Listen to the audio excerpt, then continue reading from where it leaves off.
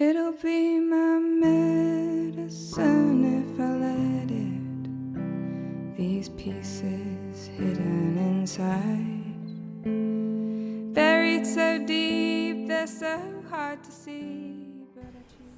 Hi, everybody, and welcome to the Love of All podcast. This is your host, Leigh-Anne LoPinto, and we're going to get right into this episode because it was such a deep and profound honor to have my teacher, Shannon Port, join us, and we spoke at length about the relationship between men and women, going super deep on her work, especially around the divine feminine and the true stream, as well as talking about relationships and sexuality. And I'm so excited to get into this. But first, I wanted to share how I connected with the Shannon and how her work has really profoundly influenced me. So in 2022, the beginning of that year, I went through a major initiation, which I've spoken about on other podcasts before, so I won't revisit that here, but that was a very intense year for me.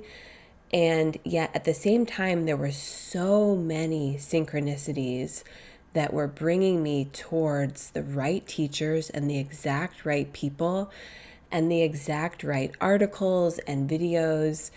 And so even now looking back, I know that there was something very, very special going on, and that of course I had to go through that thing for a reason. And it had to do with really facing a little bit of the dark side of love, sex, and relationships. And I had already been teaching about relationships at that point, but I had not gone to the depths of this one thing. I came across Shannon's work that year by doing research on the solar feminine.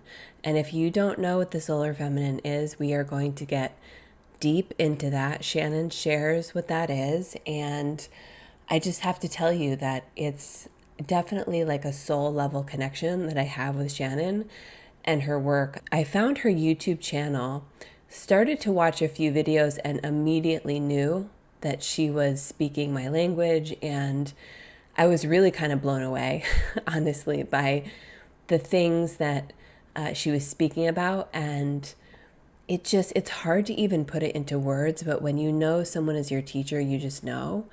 And so shortly after that, I enrolled in one of her higher level programs. It's a mentorship that was really intense and profound, and I'm so happy I did. And that was called Light Body Woman. And then fast forward to the end of last year, I did another one of her programs called The Descent of Inanna. And now, as of 2025, the beginning of this year, I enrolled in her year-long Divine Feminine Wisdom School, which is absolutely mind-blowing. Every single thing that Shannon puts her touches on is profound and deep. And I have studied and worked with so many people over the past 14 years for my own healing. And they were all really good teachers at the exact right time. However, Shannon is just, she's in a league of her own, is what I'll say.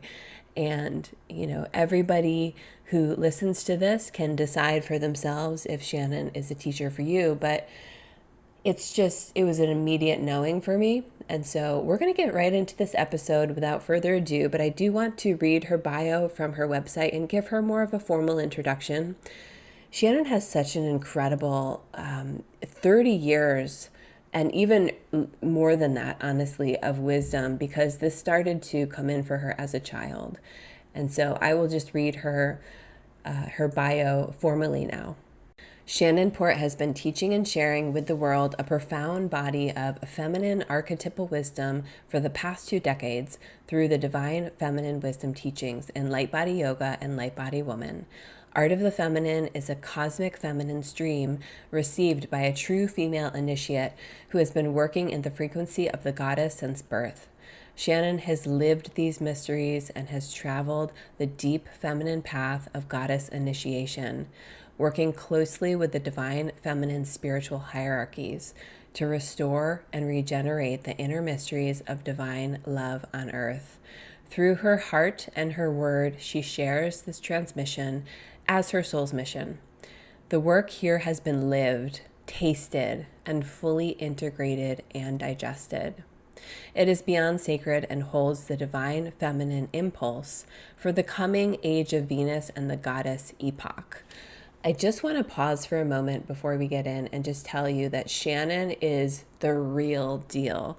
In this day and age of social media and a lot of people just kind of using a lot of flowery language and things that they're putting out there that maybe they've just heard elsewhere, etc., you can tell when you listen to Shannon, hopefully, that it's a very different embodied wisdom. And I've said it before, I'll say it again. She is the only teacher of the divine feminine that I trust and that I work with.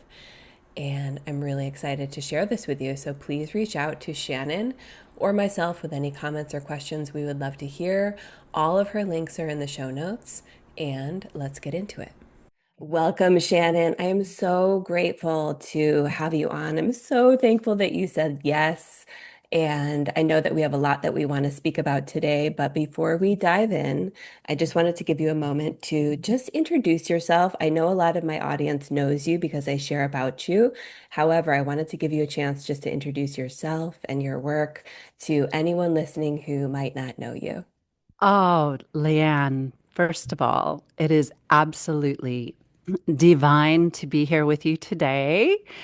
And on the 30th, by the way, which is a really profound day and profound number that is connected to the goddess. And I can't even tell you what an honor and privilege it is to be here with you on your platform.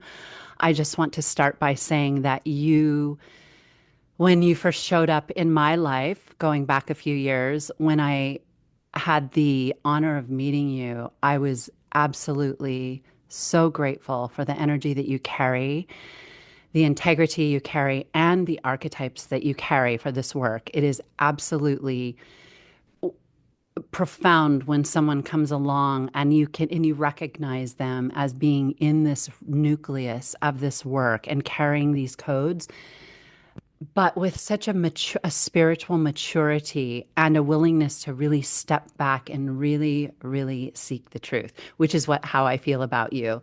Meaning, I know that is your number one. Even like when you came into my school and you said, I just want the truth. I want to know the wisdom and that it's everything, and your willingness to be human and yet also know that it's a big responsibility. So it's absolutely amazing to be here. I thank you. And as you know, I haven't been on a lot of podcasts. There's very few people I've been able to work with up until now, just because of the purity of this stream and the high frequency of this stream, that I had to really, really just hold it and let it get really strong before I could interact. And so I'm beyond excited to be here. I didn't know that you would be having me introduce myself. For some reason, I thought you said you had prepared to. So let me just take a moment and see where I will start. Okay. Currently, the most recent thing is that I'm doing the Holy Womanhood podcast, which is a podcast focused on the high revelations of the feminine mysteries, or the Venusian mysteries. We started with the Art of the Feminine podcast back in 2012. It was on iTunes, and it was one of the first, it was really in the first wave of podcasts, and it was very unique and very different in that we were bringing in the esoteric information as it was specifically related to love relationships and healing the dragon current, or the sexual current in the world. And it really, really brought in a depth of understanding of the profundity of the vehicle of the woman and her consciousness and her heart, and the true meaning of these alchemical containers that we create when we come together with another soul through love. And then not only through just emotional love and romantic love and deep spiritual love, but when we combine that with physical love, where it's connected to the actual merging of the body, which is the sexual current, something profound happens. And this has never fully been realized and honored in the spiritual lineages on our planet. Even There's been different iterations of Tantra and understanding, but the final piece, which is what this work is about, is understanding the power that is held in a woman's heart when she loves, and how that power not only births every single man on this planet, it becomes the fountain of sustenance for the man when he enters into a relationship with woman. And so it obviously, you can say these things have been pointed out and spoken of, but we would not be sitting here if Eve had risen from her crucifixion. We wouldn't be here. The work on our planet right now to heal the fallen Mars energy and the fallen masculine is regeneration through the woman. Now, here, I know I just went way off. That's what this work is about. I'm supposed to be talking about my work here. Sorry. So when I started to go public with this work on a major platform, I had been teaching privately for many years at that point. Since the late 90s and early 2000s, it really peaked. That's when I founded something called Light Body Yoga in 2003. Light Body Yoga is the practical wisdom platform, or the esoteric platform. That was the first thing to come in with the fertility, where it was a stream of Eve's holy tree of life. So before I even had Goddess Kabbalah and Divine Feminine Kabbalah built out, the practical spiritual work, the rituals, and the energetic guidance to prepare the vessel was brought in through Light Body Yoga. So I was trained first. I taught yoga in New York City for many, many years on a really high level, and never felt completely, even though these traditions of yoga, it's ancient and rich and holds everything. And yet something inside me kept being, no, you have to break out. And at that time, there were no other kinds of yoga besides like Ashtanga and Jivamukti and Hatha. There were the main yogas. It wasn't like now in our modern day that everyone makes up everything. But at that time, to come out and say, I'm teaching light body yoga and be embraced at some of the big platforms, the major studios and platforms in the city, like the very highest, was such a big deal that I said, no, I founded this yoga and it's my own spiritual platform based on the Eastern teachings and the tantric teachings and the yoga teachings, all that stream, but there's something else coming. And so I was embraced, which I was very grateful for, but that was the beginning. And then it led to, I started teaching this esoteric feminine yoga, which has to do with the body of light through the mysteries. And it's very connected to what's called the Western mysteries, or the Western esoteric system, which is built on a Kabbalistic platform. Kabbalah is a cosmic stream. It's been embraced by almost every tradition on the planet. Sometimes you see it associated with some religions more than others, but it's shown up in every corner of the planet, including ancient Egypt. And it rolls out of Atlantis and the cosmic. So it's the stream of the codes of the universe and of creation. That's what Kabbalah is. And so I had formal training in these platforms for years, and I just took it on myself to study. So this began to lead into the mysteries in fertility, which I was trained to. And I don't mean to go on, but I will round this out now. Basically, the reason this was the feminine is because my work also in the 90s, I started to receive teachings on fertility, had no idea why, what they were for. I wasn't even thinking about having a child. But that my last name started with the prefix egg, EGG, and I was called Egg my whole life. And my work ended up becoming about the ovum and the female DNA and the female genetics for fertility, and the magic and mystery of what woman brings to conception. Then it started to go into the heart. It all started to piece together. So I went through I started doing fertility rituals just spontaneously, had no training in any New Age stuff. I was raised traditionally religious and then broke into the Western mysteries, but the fertility came through. So the fertility combined with the light body yoga, I conceived my son on the platform of the fertility rites of the highest level of Goddess Kabbalah. He was literally conceived this way. And I was guided step by step through it without understanding where it was all leading. And so the rituals of fertility for the future are hugely held in this stream. That's why we say the Venusian mysteries. It's the resurrection of understanding. And so, as you will know, because of your work, this connects to the sexual current, it connects to love relationships, and it connects to the conception of a child, whether you have one or not. You cannot have, in the real way, a child enter this world without there being love, without there being the union, the sexual force. That is the platform of the highest spiritual work in this era. The age of Aquarius, the what we call here the goddess epoch, or the age of Venus. It could be also the age of the Holy Spirit, but it's not just male, masculine spirituality of just meditating, which I've studied all the Vedanta teachings very deeply. I studied Advaita, so alongside with the feminine mysteries, I had programming lifetime after lifetime to keep going back to the male lineages, which I have no problem over at all whatsoever, because I am connected to them. I've been in them. And so I had the Advaita Vedanta books on my nightstand my whole life, read them every night. The teachings of I am and the self are very, very potent, but they haven't fully been merged with the understanding of love and love relationships. Most often, the master does not have a partner. Or, when you look at the church, it's been separated. Adam and Eve were separated. It makes no sense. We fell through this current, and at the same time, we will rise through this current. And it's not by cutting off the lower chakras. It's not by having them go dormant. It's not by running away from lust and only being pure. But this work is about, sorry, because I'll take you back to then where it went from there, because this foundation is how we got here. It's about healing sexuality, and love cannot heal until on the global level, we know what that means. There are things happening, I know, in like the whole podcast world and all this thing right now. I don't follow that world, but I know. And we called this a long time ago, that sort of like rock star podcaster guy thing, way, way, way misled, all the wrong paths. There's a certain spirituality in it, and it is needed, and it can guide a lot of people, but it does not hold the feminine mysteries.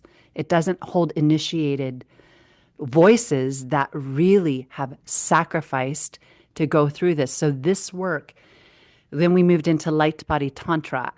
After light body tantra yoga came light body tantra, purely about this work. And so my background was that I had to go through a certain level of dark archetype journey in order to experience it in this lifetime, the breaking of the heart. And I know you have a similar path, the understanding what it is to hold the true heart of Venus, and to take the hit of having the most holy and sacred vehicle in the universe that was created is the heart. And woman carries not just the regular heart, the woman carries the heart that links to God all the way. We are born through the heart of the feminine, but we haven't yet attached that. That's what this work has been. I got to live it, and I also got to suffer through it repeatedly. And with each time that I died and had to be reborn, it was at the same time of carrying this work, I got to fully integrate that the sins of the world, meaning, it's like Christ dying to what do they say in religion? I'm raised religious, to save the world, to be the redeemer of the sins of the world. That's what this work is. When you carry it and you hold the frequency of it, and then you rise back up, like the Phoenix rising, like we did in in Holy Descent, which is a profound platform. So then, okay, you are bringing it in, not here, but in your body. You have to move through it. This is not an era of male spirituality, and just especially many of the men, I'm just going to say this, I know them karmically and on a soul level, did not respect these mysteries in their own life. Many of them, I'm not talking now, I'm talking along the way. Some of the ones that received great fame and great status as great teachers are great teachers, but did not carry this work. They just simply didn't carry it, meaning they hadn't gone through the process. And you can't deliver it and even fully spiritually comprehend it until you know it. And that's why in this era, this is the era of woman speaking truth. So then it came Light Body Tantra. I started teaching the sexual work, then came the podcast. Some of this is just answering questions we'll talk about, but then came the deep, deep, deep. I teach as you know, I teach the tarot and I teach the tree of life and I teach all the Kabbalistic work that started to come through initiation around 2008, 2009, that it was being delivered in a totally new format. Not a new format, true to the template of the original, because I know that inside and out very well, but with the added architecture and infrastructure to do the work of Eve and the woman. And the work of Eve is the work of Adam. I'm not speaking exclusively to, and we'll get to that. I saw the question. But this work, then I presented it in a course called Holy Descent of the Goddess, which is the first that which you've taken part in. It's in the archetype of Inanna, but it carries this whole system, and it's about the feminine crucifixion and resurrection. And then, so now I have this school called the Divine Feminine Wisdom School, and it's a real school that has been brought in piece by piece, layer by layer. And I run the school. I'm the spiritual head of this school to heal this planet right now and to bring in the feminine mystery, the real feminine mysteries, the real ones, because we carry them and we know them intimately. Okay, so that's it. Oh my gosh, Shannon, take up all of the time and space that you need because this podcast is all about you. And so I'm just so grateful to have you on. And I'm also a member of the school as well. And Shannon will share more at the end about all of that. But oh my gosh, I mean, your work spans really, like I know that you've shared even as a child that you are connected to this. I don't know if you want to add anything about that or Sure. Sure. I will add that because I think it's important because people do have these experiences. And so just one moment, I'll have a I was connected. I knew about this work as a child. I remember being in a stroller and looking at the grass and just looking my connection. I'm born Venus ruled, and so I have a lot of Venus and we have some similarities too. And I was my interfacing with nature was extremely heightened. And so when I get in, I have it to this day. I work in nature every day, all the time. When I'm in the grass and I see the color and the sunlight and all the seasons really, but as a baby, I was already the grass was overwhelming me, and the light in nature, which is the solar feminine we'll talk about.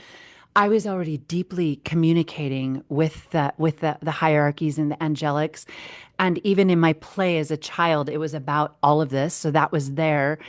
And then when I went to be formally educated in some of the standing traditions on the planet, I was born Catholic.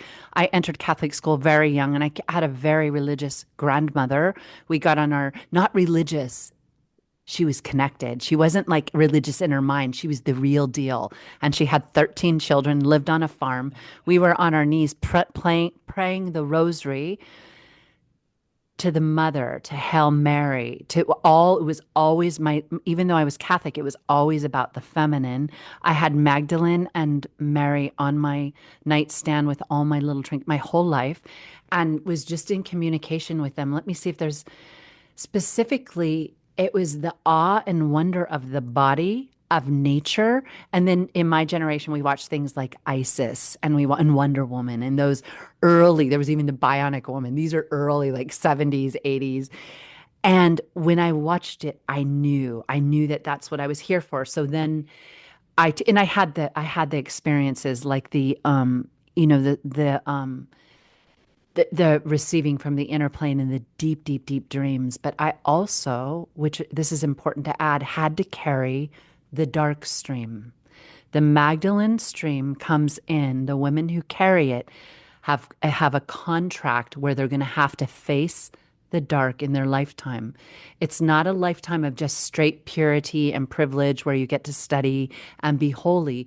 You have to interface with the world, with the masculine, with the dragon current, the sexual force, in order to claim the codes.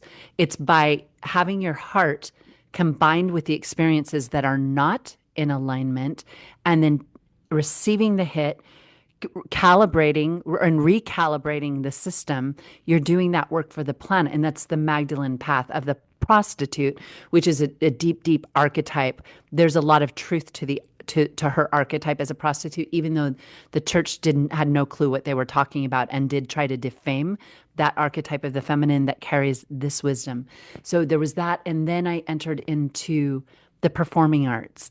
And so when I would dance, something would come into me. And my whole life when I was performing and in acting school and in New York, directors always told me, they would be like, even when I was in the underworld side of things, I could be in the darkest underbelly. I lived in LA for 6 years. I've shared this with you. In the darkest places, people at high levels would be like, you don't belong here. There is something in you. And they're like, it's freaking us out. Like, you carry something that is so like otherworldly. And this is not like if I was in more of the underbelly and the party scene and the nightclub, all of that, which I was, and more, people would call me out. Like sometimes someone with a lot of dark energy would be the, nuh-uh, you're not, there's something going on in you. Even though and they were drawn to me because they were drawn to the light. Like the dark will be drawn to the light and want to latch on to it because the dark is in pain and sorrow. So even though it's working its thing, it likes to have a little light around it, a little light to be like subconsciously, I've brought the light with me. It's like a trophy. Like when the dark gets a trophy, if it's got someone that's carrying light alongside it, partaking in any of their activities, it's like a trophy. It's like, look what I got. This is my kill. But they also deep down crave the light and are conflicted. And a person like a woman in that situation doesn't win at all, ever. I'm not trying to glorify this at all, but it was my contract. And so I had the performing arts, and then I had the performing. So I meant to say that people recognized that there was something running through me always, even in the dark. I had a practice and a prayer every day because I had been raised that way, and I always prayed. I always was divinely connected. I prayed for everyone around me constantly. And that's really the only reason I made it out of the dark alive out of those years, because they were at the very height of darkness on this planet. I saw everything at the international global level, the highest. And it was only because the thing inside me and the little protection I had, which was not much, because they later told me you had to come in unprotected and just be thrown to the wolves. But there was still that spark of light that just kept me knowing my true path.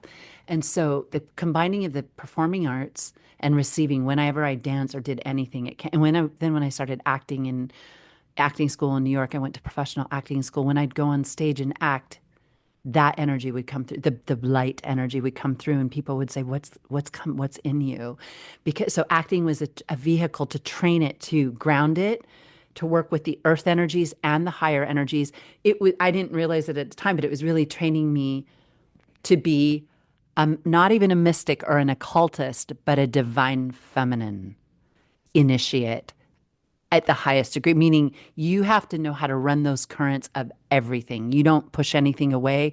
You have to know how to take the dark and make it obey you, meaning like you have not obey you, but to transmute it, to be like, okay, you're coming at me. And now I slowly, slowly, slowly get the power. And so all of this came through the training of the performing arts, going in the underworld, and even traditional spiritual. I went to Catholic school straight through and learned the real archetypes of the scriptures at a really high level, all of this combined. And then when I was in New York, that led to the fertility work. People just started randomly asking me, can you help me do fertility? I need to get pregnant. This was late 90s, early 2000s. I'm like, what? And I would get it off. People would come up to me. And like, when I was teaching yoga or doing anything, and finally I was like, I think I'm meant to do this. I don't know what I'm doing. And that's how it started. So yes, it started as a child. And so, I gave birth to a child who has that. And people all over the planet have, some may hear this and be like, yeah, that was me too. So I wanted to share that with you. Yes. I The love connection was there.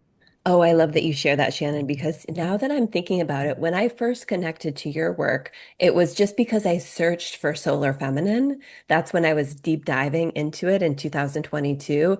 However, I didn't realize that you and I have much in common, even though, of course, we're unique women. But I had to go through so much darkness, starting from a young child, in regards to sexuality, just the initiations and all of that. Lots of darkness, especially even teenage years, early 20s.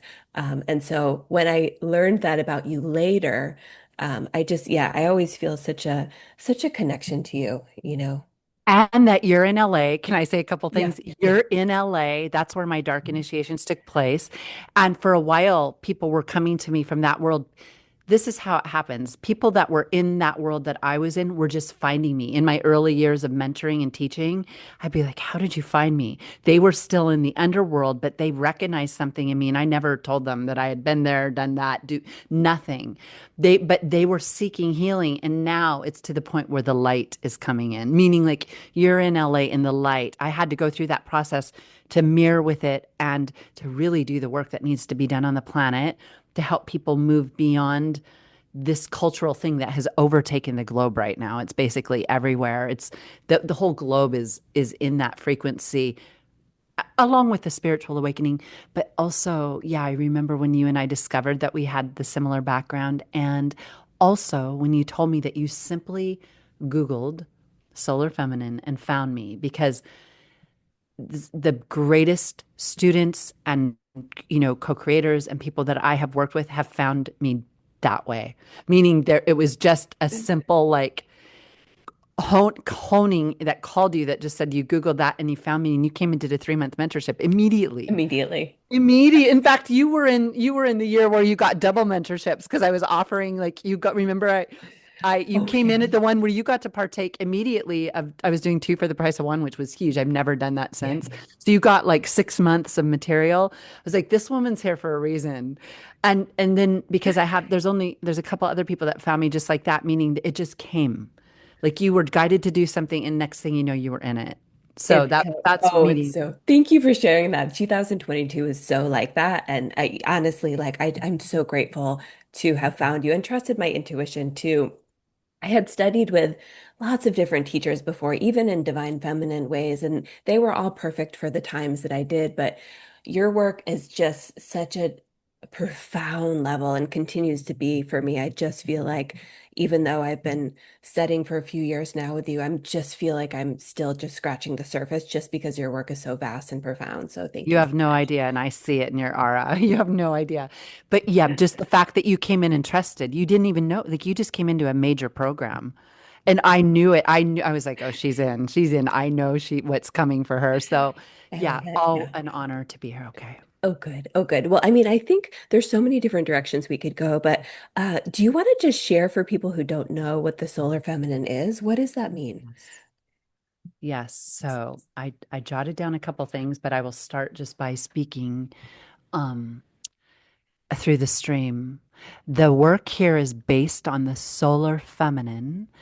And we sometimes call the solar feminine the Christ Sophia or the regenerated power of Venus. So I'll start by saying that the solar feminine is the activation of matter with the energies that we are talking about now. The knowledge isn't book knowledge, it's a living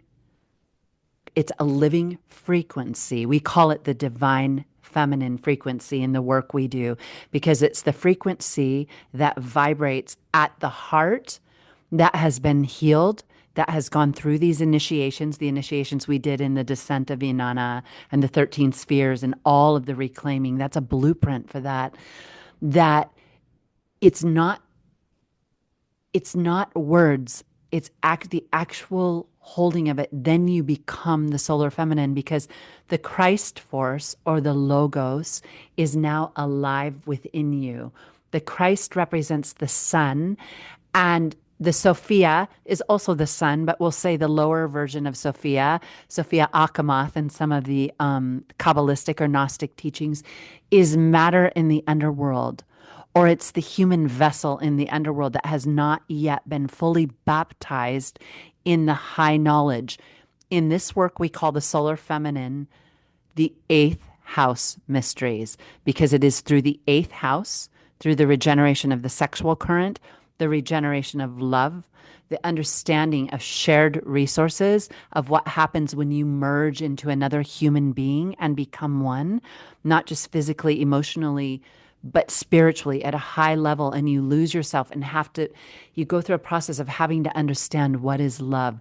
That creates, in astrology, the phoenix rising, which is the solar feminine or the Holy Spirit or the Ruach Elohim. So this is work that doesn't happen just through meditation.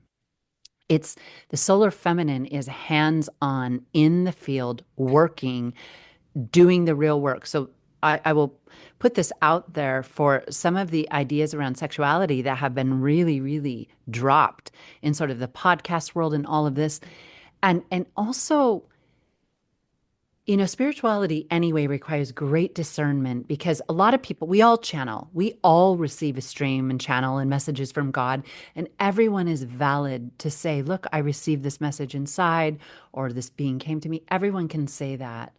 But when you begin to come into this work, the solar feminine, it is a profound presence that knows what we call the laws of nature. And that means the laws of the divine feminine. We may call it Sophionic law or cosmic Sophionic law. That's what Goddess Kabbalah is. So the work of meditation and fasting and all of that is fine, and medicine journeys and all these things people are doing. But the payoff doesn't come until that work has landed, until we've gone through the real life experiences, until we have had to suffer for our mistakes. And by that, I mean to taste the cup of going in the wrong direction so that we can realign and recalibrate. That's what we call alchemy. And that's a real process. And it's the process of the mother and the feminine. So we can't, okay, we must not enter love to move beyond lust or to avoid it. And some of the male lineages went the wrong way with this. That does not mean that that everyone needs a physical love relationship. If you're having a lifetime where this is not your path, claim it. And when you enter into a relationship, it doesn't mean that everyone's relationship is based on tantra and all this like crazy spiritual sexuality. Not at all. But it means that you are working towards the process of understanding what this vessel of the heart, the solar feminine, is when it's combined with that current of desire. And so we could say lust, but we call it the body of desire, which is Lilith and Magdalene. So I'll look really quick to see what else I have. So many of the male spiritual teachers that are huge and that are really popular right now in the podcast worlds, they just didn't simply hold it. I recognize that immediately, just to tell you a little bit of history when I came into all the spiritual work, because I come from these backgrounds and I now know exactly where my soul has come from, meaning who I worked with along the way. But I would get like, not a trigger, but like a block, because I've read everything. I read all the esoteric work, all the mysteries, all of the mystery schools, everything in the Western tradition. I've read well over 1,000, maybe 2,000 books. So I've come in contact with, and before I even understood what was happening, I was receiving what the frequency of it was. And there's a couple male teachers that I'd go near it and it was like, whoa, that's a no. Meaning like, and I want to be really, really clear. This is not with judgment, because everyone that serves the hierarchies and the great work is contributing. But as a woman who's carrying the huge stream and cosmic current of the feminine mysteries, the regeneration of these mysteries in the current that is meant for this time, I was coded to know that, but I still had to struggle with it. Meaning there was a couple teachers I got hit where I was like, why? It was like it was forbidden and I wanted to look, but I knew I couldn't. It took me going through the actual work and getting more mature spiritually and having to it was a hard thing. As you know, I've worked in the Akashic Record for a long time. The masters in the Akashic Record told me that what I was carrying was such a a high value target for the dark forces, meaning because it was going to launch the stream. And I shared in the last video I did that I went to one astrologer in my lifetime. He was like, "Oh," he's like, "You lost your life many times for this. It was Pluto just He said you have brutally stood up and been taken down for daring to carry this because it is all the forces that keep us locked down here don't want the real stream. There's a lot of divine feminine. It's all beautiful. But so what they told me was that I was programmed deep, punished so much. It's like beginning to love your captor when you start to see your captor as your friend instead of seeing what has really happened. So because of when you face a lot of pain and a lot of suffering and betrayal for carrying the feminine, you start to get a little bit distorted version and think, oh, maybe it was the men that carried this. Maybe they did have the stream. Maybe it was okay. And then you start to slowly let that voice that you're carrying, you know, take a back seat. And so that's why I had to go through the Catholic Church and be raised in the church. Nothing against the Catholic Church or Orthodox or any of it. But underneath what's happening right now is the same forces that do not want this work at all. And so there's a massive revival in those that don't quite understand it and don't carry it. So they told me that I was programmed. I was. Oh, it was hard. They said, as heightened and spiritual as you are, and as you've been bringing it and doing the mission that you've come that's connected to all of them the whole time, you just have to peel it off and see the truth. And that required going through it. It required a fear that was in me that was so great. The fear of not death no longer even feared me.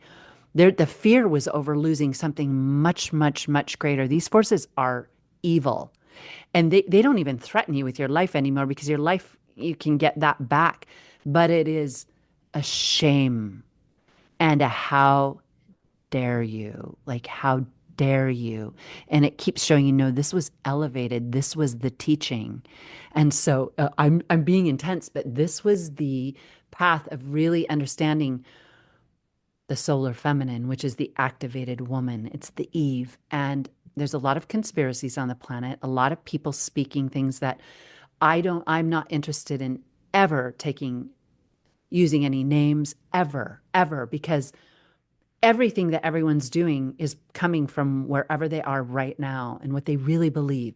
And so trust me, as someone who's been humbled and brutalized so many times, you don't go there. You normally are out to be like, oh, it's not about that. But what has happened is that, and there's a very engineered thing happening too, where a lot of things that are put out about the genuine spirituality are just wrong. They're conspiracies. A lot of them have come from deep within the church, deep within the Reformation. These targeted propaganda campaigns go all the way back, where they're trying to take down, whether it's the arcana or this. I could go on and on and on. There have been dark magicians, absolutely. But I can tell you with every fiber of my being, because I'm in it, what is what. And the archetypal codes of the universe are profound. And that's what this system holds. So the archetypal codes activate the solar feminine now. Do you want to say anything? I have a little more to say about the solar feminine. Oh, please continue. Please continue. I know, because I can't wait till we get to love, because we've got some big guns with love. Okay. So, all right. It says the male spiritual teachers did not want to deal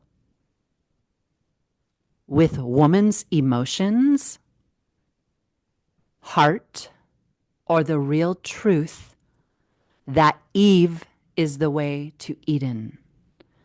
They could not be bothered with commitment, their own sins against the feminine. Now, I want to be really clear, the feminine, the dark side of Lilith, the vengeance, that is on the planet bigger than it ever has been, but we're looking at the male teachers.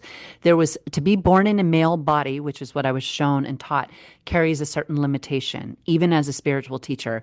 Yes, you can transcend it, but there's a certain encodement that just doesn't want to know the heart of Eve and what it carries.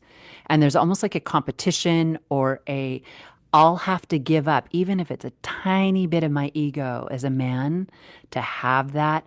I would have to lay that down to know these truths, and I'm not interested. I will keep the adoration of my female women around me because that is a high, high, high prize. And it's very hard for someone in a male body to go beyond that. Very hard. Some of the men that there are master teachers on this planet right now, I give full credit to who I know, some I know personally and have worked with and are doing great, great, great service in the world. But still, that piece is alive. And there are some that have gone beyond it by just denying it altogether, meaning some great male spiritual teachers that have said, I'm going to give up lust or merging with a woman to go to the higher place. And they've done that, but they will still have a time where they have to integrate the feminine. That's not the end of the spiritual path. Like a Thich Nhat Hanh or someone like that. I don't even know if I said his name right, but really holy monks.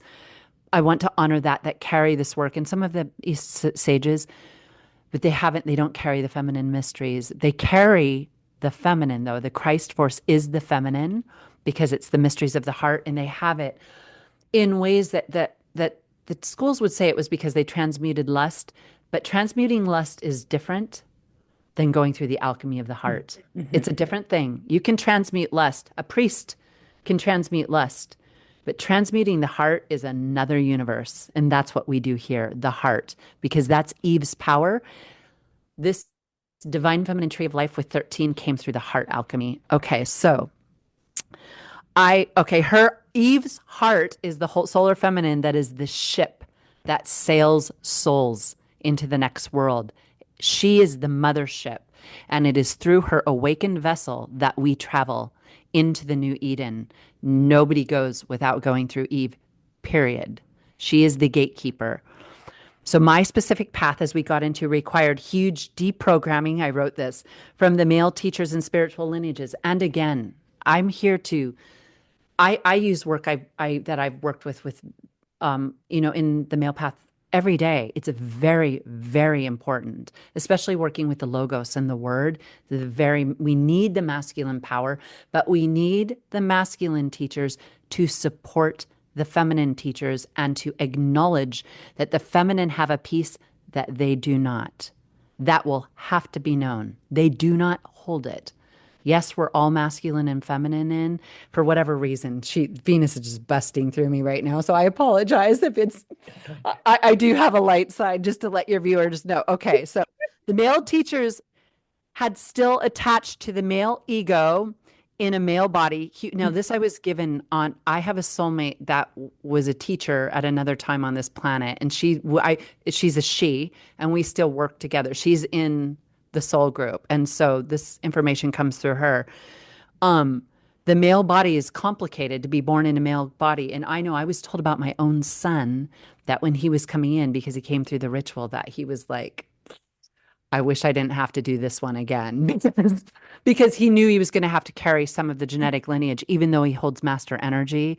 And it was kind of like, oh God, a male body again. Not that the male body is bad, but just meaning that there's a slight limitation where you have to, it's a contract to carry it. So the Grail, okay. They thought so the male teachers thought that the actual Grail, the spiritual knowledge was the Grail, meaning like the reason people get so lusty around wisdom, and they claim that wisdom is the written word and the written understanding, which it is, of the archetypes and the planets and all the things that, we work with in Divine Feminine Wisdom School and Goddess Kabbalah. We work with all of that. It's based on that. But the Grail is the energetic code that holds the key to move beyond the abyss. We must know that woman is they must know the woman as the true virgin to activate the mothership, and they must go through that. It's a sacrifice. Love is a sacrifice. It's the number one thing that you have to understand when you enter into love. Yes, love is beautiful, and there's lots of things on the planet that want to make love relationships healthier and more empowered and to escape pain. A lot of people try to use the dark feminine to be like, oh, I'll get you, I'll outsmart you, and all. That's a very big with the millennials and has been for a long time. But there is no way around sacrifice. When you love, you have to pay. Just like the dark requires a very big price. When we dance with the dark and when we go the way of the dark, we may be rewarded. It may look like we have fame, love, all of it. The price will be owed at a certain point. We say karma is a dish best served cold. So it comes at a time when you're not expecting it, and bam, everything is taken. So love, the higher sacrifice, the feminine crucifixion, is to transmute and move through all the complications and challenges of love. That doesn't mean you'll be with someone forever if it's not right. But 90% of people leave something that was right and that was divine and that was meant to go to build this container. I have that coming too. Okay, I'm going to go through this quick. Do you want to say anything? I'm Oh sorry. my gosh, so good. No, I love all of what you're sharing. We can totally get into, you can start to weave in love, sex, and all of Okay. that now, but you already are. So, Okay, I will continue with this. First of all, it's so great to be here because the goddess has landed in this communication with you, which is always a good sign. Yay, Leigh-Anne so creates it. good. Okay, Leigh-Anne's amazing. I know this woman. She's amazing. Yeah, Thank you to so be much. be with her as much as you can. Okay. A man, okay. Oh, and then it says a man thinks if he is wealthy, charming, good looking, he holds the key to woman's heart. He then squanders his spiritual energy, or very important, gives it to the wrong doctrine. So now I'm using man right now because I'm using the male force as so so we need wealth. I want to be really clear. It's important to build. We'll talk about how you build when you're in a relationship in the balanced way. All couples that are really together can work towards building a home or towards building the generational wealth, even of their children. That is not off the table. But this is more of a like, I made it in the podcast world. I'm making millions of dollars a year. I've got millions of followers. I'm glammed up. Everybody likes me. I'm only eating meat. No, I'm just kidding. But meaning, like, there's always that scent around that Mhm. world, even though that world also, like, I hadn't watched a podcast in a while, but I watched Bernie Sanders on Joe Rogan. I just was like, oh, I wonder what Bernie's up to. And I just to drop that name, and I was like, oh, I love this conversation, and I'm seeing the light shine through. And I'm not even putting him down or putting Bernie up, even though I do love him. These conversations have to happen and they're very, very important. But the sort of more ego, glitzy, glammy, sexual, unhealed sexuality side of that, sometimes it's booming in the field and you can feel it. It's just there. It's like that racy, like, yeah, we got this. We're cool. A lot of them, when I look at the aura, have deep, deep, deep secrets and just Mm. haven't come, and that's okay, but they haven't. So okay, so when a man squanders his spiritual power and his gifts, it's a big deal. A woman too. So meaning if you came in with a real gift and you choose the route that's a little easier and the current is taking you and you're on river rafting and going really fast and you're like, woohoo, this is great. You may miss the opportunities that are right there that are saying, look, I'm here. We have substance and depth and there's work to be done, meaning like when the partner's there and they let it go for like more pleasure, more money, more fame to just keep riding that wave. That's called squandering because the universe will bring you opportunities. There are key moments in our life where it's right there. And we all miss a few of them. That's normal. But that when we heighten our spiritual abilities, we learn to recognize, and when we understand the archetypes and what's there, we learn to recognize the opportunity to work with another human through commitment and emotional commitment. Because we know, and emotional commitment is where the alchemy happens. Meaning, when you're in it with someone and you're committed to them, not just physically, you provide the income or the babies, the whatever, or the fame or the status, but you're giving them the emotional support and working through those things through the power of the word, then you're building the temple together. That's the only way that you build this temple. The only way. That's why these mysteries, I will say that and own it with all my heart because I know it now. And I represent that. I carry that. You have to, and it doesn't mean that people are single in this lifetime. They're still doing the work because a lot of times people will have a lifetime of being single because they're still processing what happened before, meaning they're integrating, meaning let's say someone didn't have a lot of power in love, so they may have a lifetime where they're on their own and they've got to really put themselves into the world, own it, and have a different kind. That's different. I'm talking about when the grass is always greener, there's always someone younger, always someone better, someone more fruitful, someone who can, I'm talking about passing on it because you just don't want to roll up your sleeves. So that's squandering the energy. We don't get that. Once it stops coming, it may look like the fame is building. You do not take that fame with you. It's nothing. It's empty. It's sand through the hands. It is an illusion. All of it, even we've been talking about spiritual fame in the conspiracy truther world. Yeah. When you go too into that world and people, the clickbait and the algorithms, and obviously that's the game that we play in this world. It's part of it. But when you might be riding a wave up and think that this is it, but if it's not attached to the actual work and the real life initiation and the heart understanding, not the head, and if you're misseeing people and extracting information in a way that's not correct and claiming that you take spiritual hits from the hierarchies. They cannot work with that. The lower ones can, and the mid-range can give you a little bit because everyone's helping. But you'll take the lesson with you, but that is not contribute. At this point, now everything's contributing, but now what you and I are interested in is the real work. The temple is built with this work, the new temple of Jerusalem. That is this work. And it requires some humility and some truth. So, okay, giving into the wrong doctrine, meaning like I hesitate to ever criticize religion. I know you have an aversity to it just from your upbringing or whatever. And that's fine. I work with people all the time that are like, oh, no. But I have a certain respect for some of the codes that they've held in these times when things got really weird on the left and the left started losing its grounding, where it was supposed to be more about helping people and genuine work with healing, racial injustice and sexual equality and LGBTQ type of stuff. That's genuinely meant to be held there, but the left lost track of itself. It got too informed by greed in Hollywood and lust too. So it's doing some work. And at that time, the more patriarchal religions kind of stepped in and were like, whoa, let's take a step back and look at marriage, conception, children. And a lot of people want that reset, but we don't stop there. There's more to come. So that when I say wrong doctrine, I mean fully making the mistake of giving yourself to the wrong doctrine again. If this was the lifetime you were meant to like understand it. Now, the art of the feminine work here, we are merging to regenerate the teachings of that, meaning there is an energetic communication happening in the higher plane between the church and this work here. And I don't just mean the church, but does that make sense? Meaning like, because there is work there that's really valid, and power and money and wealth.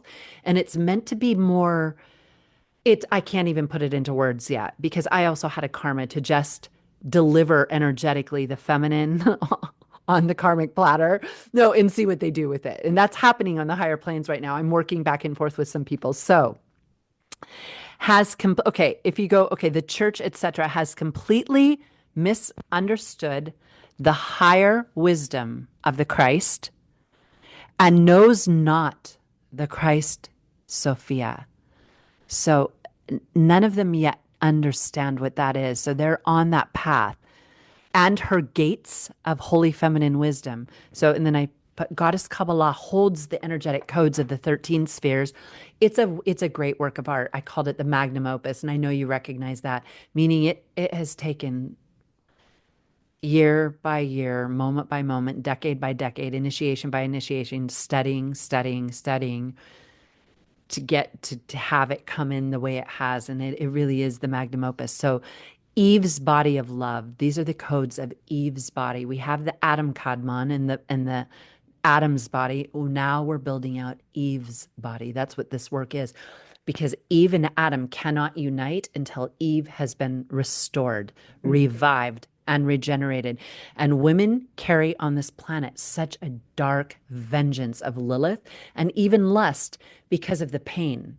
So, as you know, in psychology, when someone is abused or suffers over and over, sometimes they become the energy of the abuser, or they perpetuate it. Someone who has been received it may get it. And with the feminine carries the dark side of vengeance, meaning when she carries rage, she carries the fallen Mars force in its deepest. So we say fallen Mars, we mean like the patriarchy, the war machine, the military industrial complex, the whole sort of systems that keep the sexual current locked on the egoic lust level. But the deeper fallen Mars is Eve falling into vengeance and rejection of her own power, meaning she's so mad. Because as a woman, if you've ever felt that feeling of deep, deep anger, because with woman has the womb and the heart. And so when a woman gets angry and she goes dark, like meaning she goes rogue she can do some damage. And that is part of the reason why women were feared, because it's true. Hell hath no fury like a woman scorned. And that, all of you today, is the truth. That is the truth, because especially a spiritual woman. And so that leads me to tell you that that's one of the reasons my path was hard going back lifetimes, because when a spiritual woman falls, and she does fall, she has to fall, like meaning she builds it up, and then something gets her. Something gets her. I was shown a lifetime where I had to fall again when I was operating at a very high level. It was in the West. It was in the West. It was in France. And where the rage of seeing something done to a child sent me back in. It's like in the superhero movies, when the superhero falls, when they go dark because of what's happened. It's like, ah. So the feminine is walking this line of healing rage, healing vengeance, which the lighter levels becomes lust, seduction, women betraying each other, taking from each other, not honoring each other.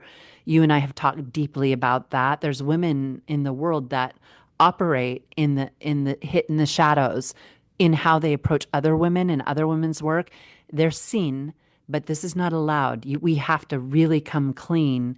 This is all for spiritual women, meaning we have to learn the codes of the feminine masters, and it takes time. So we don't judge ourselves. We have to fall many times.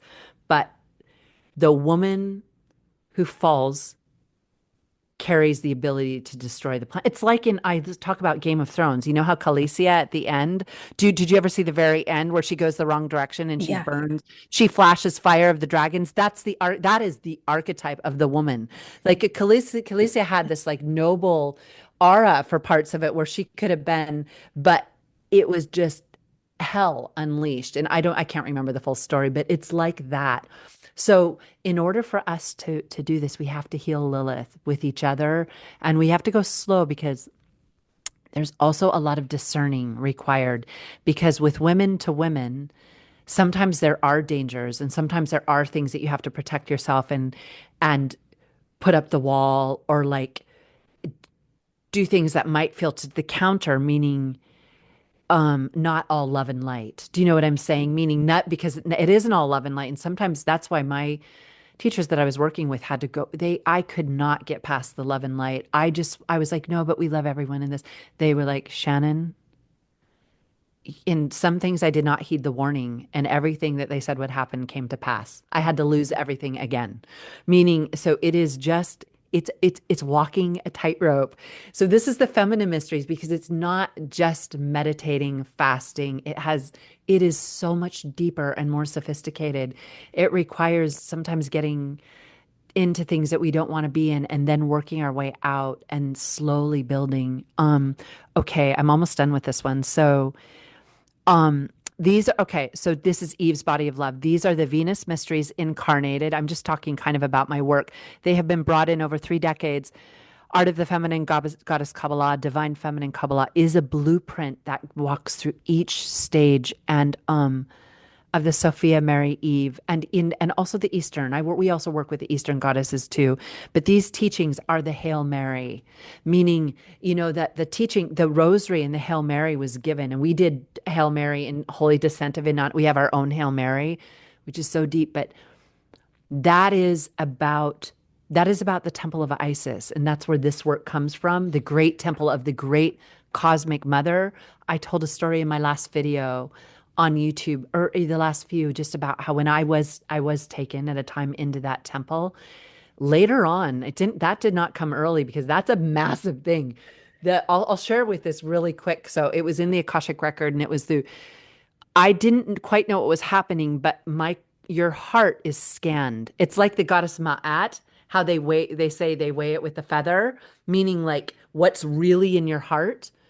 So with the divine feminine, her temples, the temples of Isis, every gate you are scanned, and these are really the 13 spheres of Eve's tree, for your heart frequency and your level of purity. If you pass the wall, it opens, and you're in that level of the Akashic field. You cannot fool the mother. You can't fool her. Like, the thing about that is the Christ comes in to save the sinners. And so the Christ will carry all of us. And that's great. We're meant to. That's why the Christ mysteries are definitely where we start. You know what I mean? Forgive everyone, love everyone. We're all divine. Definitely. But as we advance and we're able to carry the true cosmic work, accountability, responsibility, and true frequency is all that matters, because you cannot get access to the real wisdom unless you pass it. I hope this is helpful. I just thought I would throw this in at the end, because it's real, and we build this up in love, like through loving another human being, through getting over our selfishness, through learning boundaries and power. We start to balance what we call the astral plane, and I'm going to finish on this, and then I have more when we get into it. And we open the astral plane, which then is the precursor to opening the higher levels. So we're here to reclaim the feminine codes, heal Lilith, Eve, and that's it. I'm going to stop right now. I'm so long-winded today. Oh my gosh, Shannon, when you talked about the scanning of the heart, I just had something really moved through my throat. And I had to press mute for myself because, yeah, there was something really powerful about that. Thank you for sharing. I saw it. Yeah. I saw it. I saw it happen. I was like, oh, I felt it. Yeah. Wow. Oh my gosh. Okay. So I mean, there's so much that we could go into, but I think I want to sh just get into the interplay between men and women, and how are men a part of this healing of the vengeance, right? Or do we have to do it on our own? Yes. Oh, wonderful question. Okay, I'm going to slow down and not be as long-winded now, because now I want to really tune in. And I like hearing your voice as well, because your holds so much beauty and grace and power. All right. What role do the men play? Okay. Okay. So, as with my own son holds master energy, but I've been working with him. He still had to carry some of the sins of the father when he came in. When you come in a male body and you're carrying, we all bodies, and I know his planets and all of it. Like, as a human, the couple things he'll have to look at. As women, we start by teaching our sons. We don't overpower them, and we're not like strict, and we don't dogmatize them and we don't discourage them from learning and going out and experiencing. But with our own frequency as women, we begin to mirror to them what this energy is, what a woman of power looks like, how she speaks, her pain, her feelings that she suffered. It's important that they understand, even through their mother, that she isn't just all power, but that there's been situations which were definitely spiritually not okay and not aligned. It's okay for a young man to process that and understand it, not to guilt him because he's carrying that in his own being, but to really, really begin to love a woman. And that starts with his own mother when that's right. The first love a man has is the woman whose body he came out of. And so this is hard work. And I hit a couple bumps with my son, and that was one relationship that the cosmic It was sent in by the cosmic, so they immediately, I didn't have to suffer in that area. I had all the support I needed. The second there was a bump with him, because our relationship is totally pristine because it came through that way. Doesn't mean there's not human things, but we're never meant to, flounder around and not know our direction. We get it. We get right to it. So the man starts by understanding the home, but then when men have testosterone, which is part of the Mars energy. With women, we have that too, but the testosterone carries the fallen Mars force. And if you've ever learned about testosterone or what happens when, there was a long time ago on NPR, I listened to a special of women who had to take testosterone and what happened to them. And believe it or not, an endocrinologist once gave it me some for some reason, thought something was going on. Whoa. It was like, no, that was a no. And also when you're pregnant with a boy, you get hits of it too when they're developing in your womb. And so you feel the sexual energy, it comes in. So men carry testosterone and they're meant to. We have to be careful in this modern day. I know sort of the truth or sort of the whole thing. There was this like hypermasculine, nothing wrong. I have no criticism of that at all. It was a reclaiming of strength and power, but starting with the outer and with health and all of that. I'm not coming at this through religion. Religion can be fine. And the structure of having religion, a lot of people are turning to it because it gives them a guideline and a boundary and a template.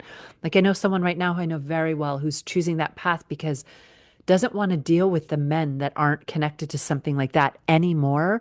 Because when you go into that, at least you're getting a guy that's adhering to a standard of how he treats women. Mm-hmm. Now, it is a standard that blocks out some of the higher teachings. So there's a little compromise there, but that's okay. Let's get it right. Let's correct it.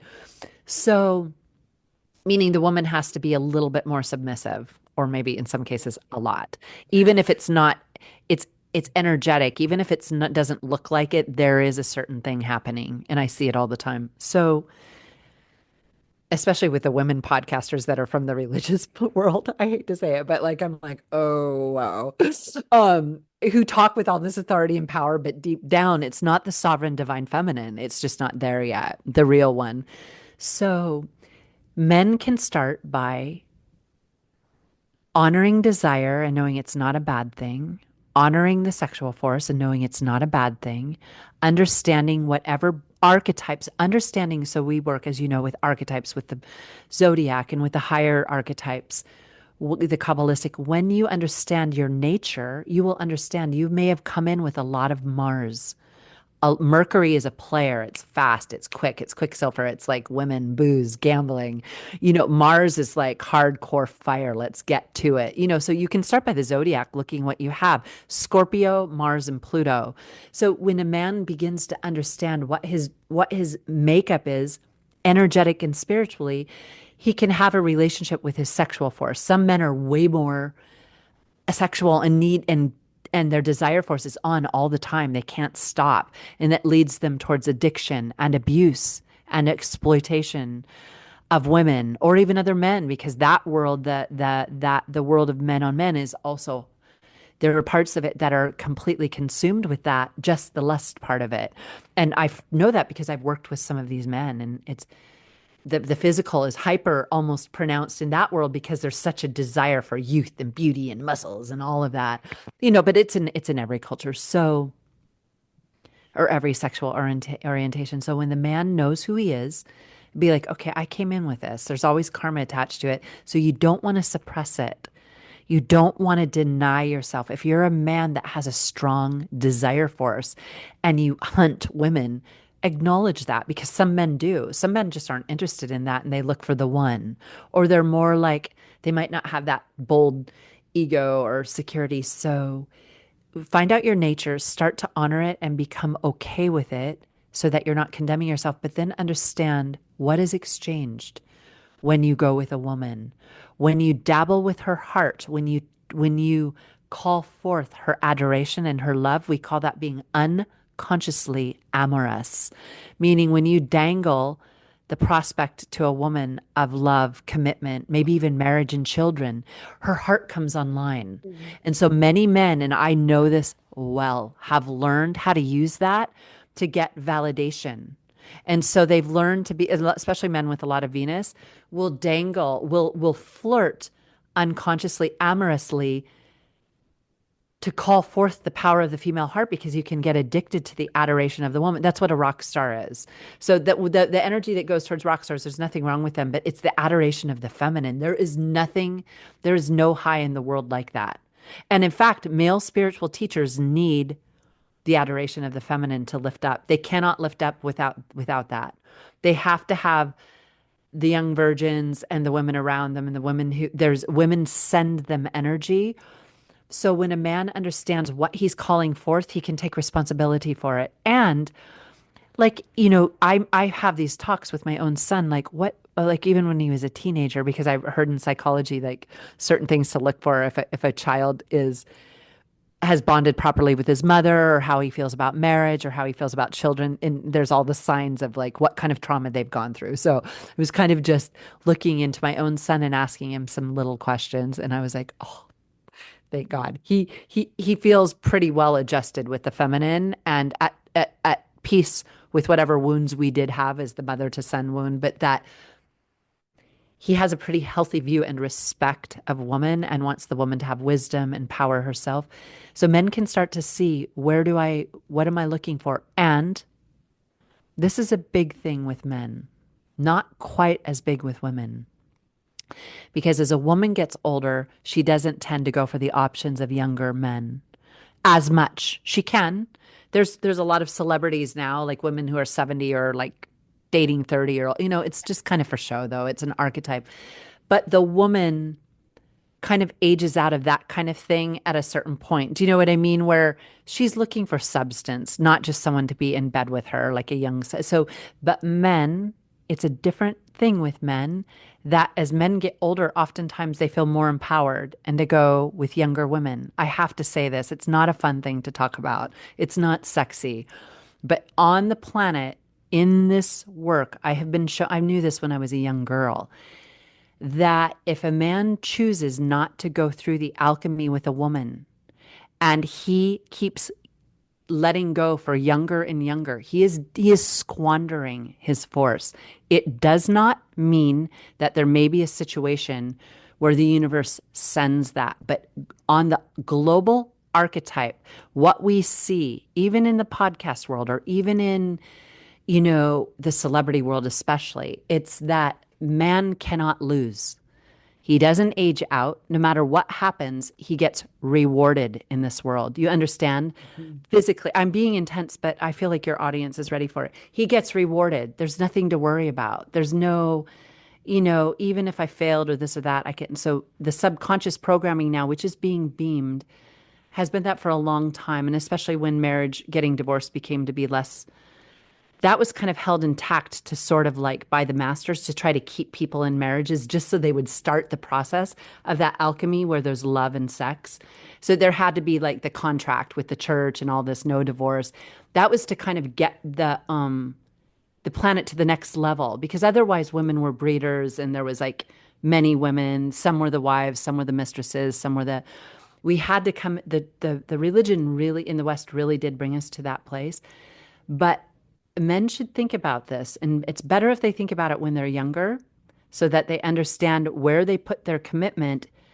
And again, I'm talking about if it's meant to be. Sometimes something blows up, it's not the right situation. But 90% of the time, the universe will send you the right situation in the beginning, and it's squandered, and the woman takes the hit.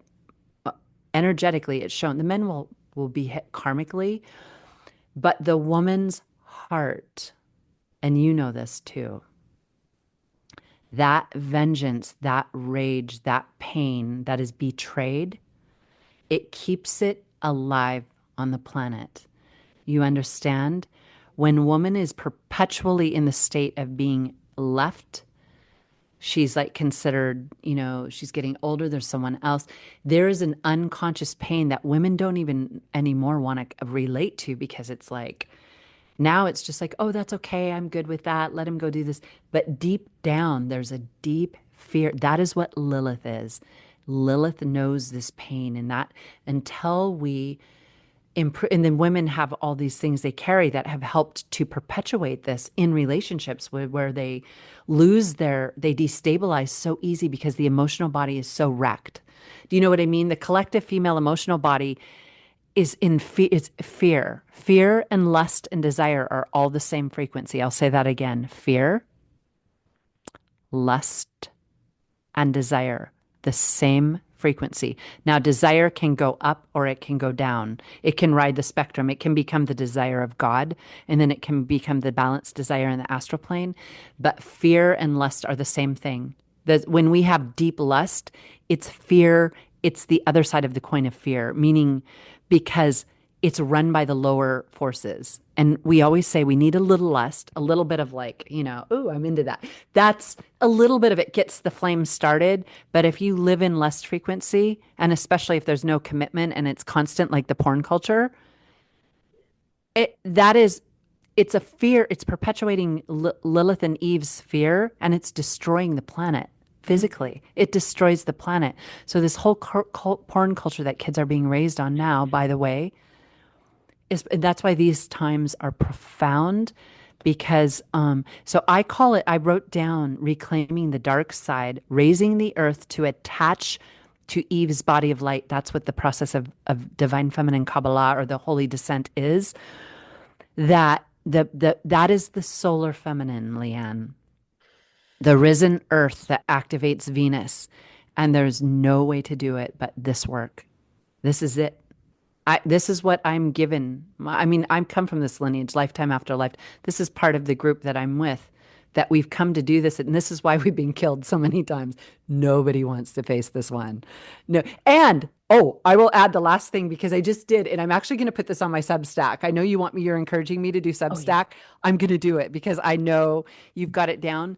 I'm going to do the Techno-Feminine thing. I have tons of writing on it. I'm going to put that as my first. I don't have any articles up yet, but I want to move in to that space with you because I know you're rocking it and I know that that's a good thing. So, okay, so the technology world, this is the danger of tech right here. As we're seeing happen, technology is here to remove aging. And so what that means, and this will happen very shortly, meaning like where there's no longer any aging. So what will grow with that is absolute lust frequency, meaning we may become bored with it after a while when everyone is completely beautiful and youthful and there's no more variation. There's a huge level of depression that comes with that. Do you know what I mean? If it's not spiritual, the spiritual beauty that's radiant, like the angelics that are always youthful, that's different. That's the choirs of the music of the heart. But in the technology world, what we have, because all of a sudden AI is coming into porn now too. I don't know if you know about this. Oh, and the fetish world is going crazy with it. It's so bad, Leigh-Anne, because you can put on a costume and be whatever you want with AI. The places that we are going to go, it's the darkest of the dark. So this is my point. When we're no longer going through maid, mother, crone, meaning like when you start youthful with someone, you get older, you have the children, you break. It doesn't mean you shouldn't keep yourself nice. I'm all about that. Like if you're a Venus-y person and you want to look youthful, Botox, whatever. I mean, like if somebody wants to do, fine. I'm not talking about condemning trying to look as best you can, but the danger that's coming is that we won't. That the aging with someone was teaching us to see beyond the flesh. Yeah. And with this, we will no longer have to see beyond the flesh. I know I saw you look at the clock. I know I want to get whatever and you want to. You know what I mean? We won't have to look at the flesh. We won't have to deal with activating matter through the soul and spirit. That will be taken away. And if the fertility is taken, those mysteries are gone. And the male side thought that they could take fertility away and make it just all technological, with all the splicing and all the tech and all that. I forget, I can't even think of what it's now. All the technology we have with genetics and all that. That's going to it's removing the feminine mysteries. And so we're going to go into a dystopian time that also has the potential for good, but we're in murky waters right now. We're in the part where we're crossing over right now. But does that make sense to you? 100%. Yes. I Okay. think that because this is it's almost like we have to really even go even more rock bottom with materialism and the physical and the flesh and all of that for, I mean, not you and I, but people collectively do. And don't worry about the time. I'm good until Oh, okay. 5. So, but yeah, that I feel like for men, like pornography is like the gauntlet being thrown in the ring right now for them. And I don't think women are going to be the ones I think they're going to be the ones who have to fight that battle. And by the way, I just want to say for Leigh-Anne, I've heard some of your work on that outstanding. Like I can't remember. I saw like an Instagram live or something that you did that I was like, whoa, you're really speaking truth. Like you get it. Leigh-Anne gets it on the cellular level. So I love that you've done that work in that area. So yes, yes, the porn is being thrown by part. It's a pacifier. It's part of the propaganda to pacify because it's like throw them a bone, throw them a treat, throw them. It's to keep it dumbs us down spiritually. It Right. removes the spiritual. You can't have both in the same space. Right. You cannot have addiction to porn or this and be operating on you just Mm-mm. you can't have it. So you have to choose at some point. And it's the same with love. If you don't choose to go through the feminine mysteries and understand what's in Eve's heart, you will not know, not until you find out. Yep. Yeah. Oh, you're right. I mean, it is causing all of these addictions. And like my heart goes out to men because it's so like they know, right? How all of the dark psychology and all they know how to manipulate and hijack men like this. And it's really um it's siphoning all of their life force energy. Their life force, it squanders it. Yeah. Yeah. And it's sad. There's a sadness because you can't really have a, okay, this is one last thing. You can't be in a true intimate relationship when you have that. Like Eve can't give her intimacy and then she can't give who she is.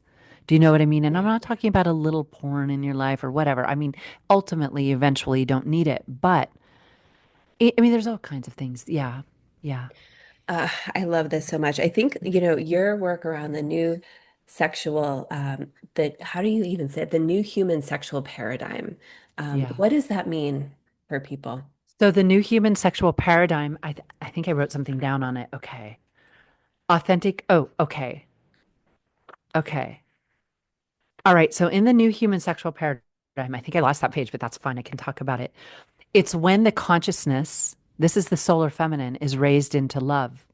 Meaning when it only people are starting and there and please don't get me wrong, we all have parents, grandparents, relatives who have actually gone through this. They may not be aware and they're not operating in the level of the mysteries, but meaning they've gone through a committed relationship, genuine love, built a life together, loved their children, honored the planet.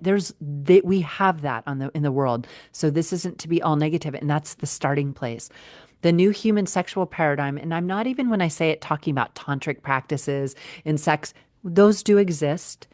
And we remember we're interfacing desire and spirituality. So the desire and the complete abandonment in love with someone you love is a beautiful thing. It's a beautiful, it's a communication. The flows through that. But I'll give an example. So, and I also teach light body tantra and I have those courses and I can't remember what you've seen in that yet. So, blessing sexuality, we call it blessing the banquet table.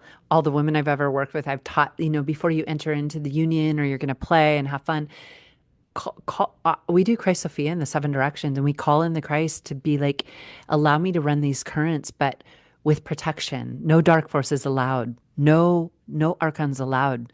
No dark angels, fallen angels allowed. Meaning like guide this. It doesn't mean that you might not go to places where in that state you're guided. And it doesn't mean that that takes away all the darker aspect of exploring with someone because the Scorpio mysteries will sometimes have you go into a place so you can learn from it and know what it is. There's deep learning, but make sacred your sexuality. That's the new human sexual paradigm. Mhm. Understand the woman's heart and the male heart and what happens in love. Understand what happens when you betray a love. Like sometimes, again, to say we have to leave someone or this and it hurts and we're not meant to carry the weight of that, but we have to okay, put it this way. When we pass over, our accountability on the feminine level is in how we use love. Like that's the feminine. You can say, did I feed the hungry, do the poor? We do all that. We feed the hungry, we heal the sick, we do all of that. And that is the work of the Christ. The feminine Christ, what we're bringing in, is the work of love. How? That's the goddess Ma'at and the feather. When I talk about those energetically frequencies that open the gates, how have you used love? Because love and divine love, like you asked, is the current that created the whole cosmos. Mm. So for you to even be given a master level of working with that on the feminine level, you have to know what love is. You have to understand the laws of nature. You have to understand balance. You have to understand when you put something out there, what you're inviting in. You have to understand human love to know. And we get life reviews where we see all of that. People are going through that big time right now. When you pass over, they show you everything, how you use love. And the men will have to actually experience. Men don't quite understand the feminine pain. Like they carry it. And when you know a guy's about to awaken, you see a man who gets just slammed and crucified in love, you know that that man's ready for spirituality. Because usually the men can kind of sail through it. They feel it, they feel it.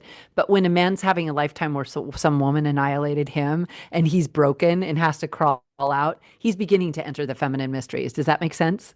He's getting a little taste, but in a male body, they do not understand what women care, what women experience. So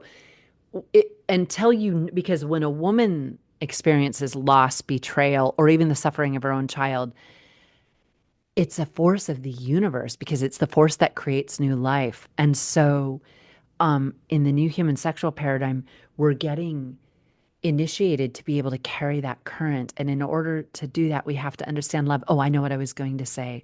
So we meet with our masters, and then what happens is that if a man has hurt a woman, he gets to live as that woman and experience what he put on her, how he left her, what he did, because then he has to live as her and know what it was. And sometimes I've been told, this sounds dramatic, but live 10 times as that, Wow. meaning because it is to be true. Okay, so this is what I want to finish on this. To betray Eve is a sin against the Holy Spirit.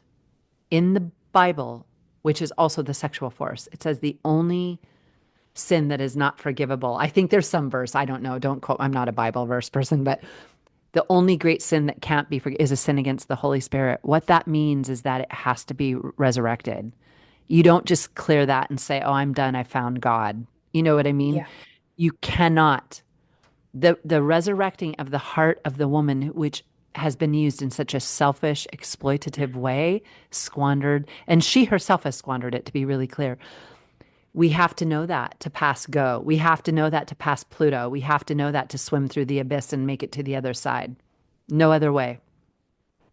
And so those lifetimes are not punishment, they're teaching. Mhm. Because when you live it as a woman and a spiritual woman, you think long and hard about all of it. Like, and I got to live do you know what I mean? You reflect on what just happened to me.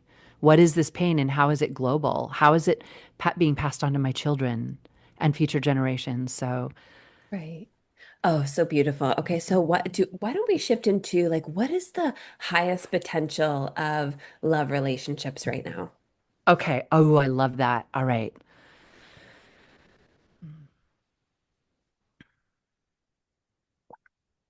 Okay.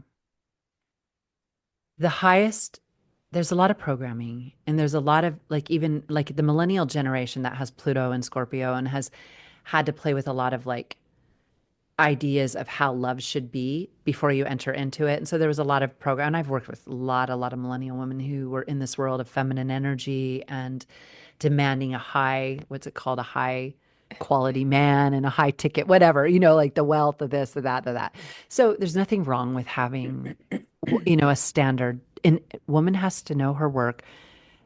Okay, what did you just ask me? Oh my God, three streams are coming in at Oh my once. gosh, yeah. What is the highest potential Got it. of love relationships? Got it. Okay.